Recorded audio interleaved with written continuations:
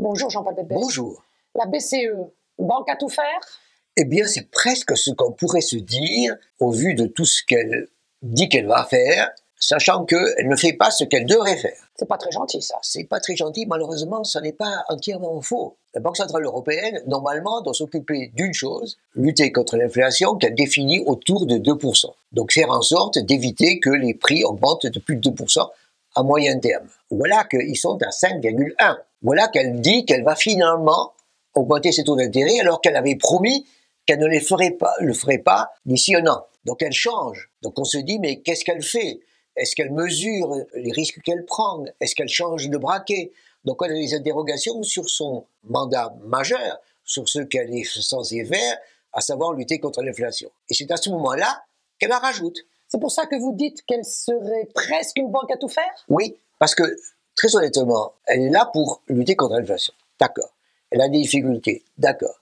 Et c'est à ce moment-là qu'elle dit, je vais m'occuper en plus du réchauffement climatique, en plus de soutenir la biodiversité, et puis essayer de réduire les inégalités. Alors on peut se dire, mais chère Banque Centrale Européenne, occupez-vous d'abord de ce que vous devez faire en principal avant de vous occuper du reste. D'autant plus que le reste, entre guillemets, c'est quand même très compliqué. Important, oui, mais très compliqué. Lutter, par exemple, contre le réchauffement climatique, oui.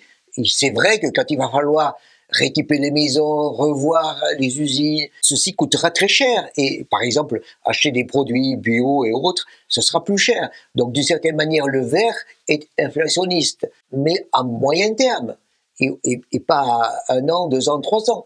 Donc comment fait-on aujourd'hui pour prendre en compte des inflations qui arriveraient dans 5 ans, 10 ans? Deuxièmement, la biodiversité, c'est vrai que c'est intéressant de s'en occuper, mais c'est vrai aussi que c'est inflationniste. Et c'est vrai aussi que c'est très difficile à mesurer. Faut-il revoir les systèmes de transport? Faut-il revoir les villes? Faut-il revoir les structures de mobilité que nous avons? Peut-être. Est-ce qu'il faut le faire aujourd'hui, avec les difficultés que nous avons? Et en tout cas, combien ça coûtera?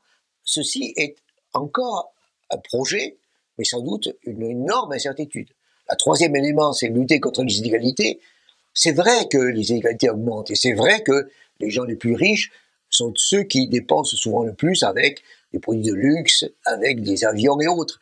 Est-ce que c'est très inflationniste? Est-ce que c'est très inflationniste par rapport aux autres, par rapport aux difficultés que nous avons à repartir aujourd'hui?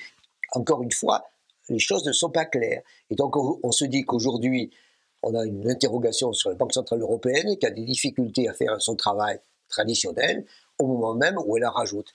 Et donc c'est difficile. Le programme n'est pas négatif, mais elle charge peut-être un peu prématurément trop la barque. Tout à fait. Il vaudrait mieux qu'elle fasse ce qu'elle est censée faire avant de se donner des objectifs qui sont encore plus difficiles, encore plus compliqués. Tout en les préparant.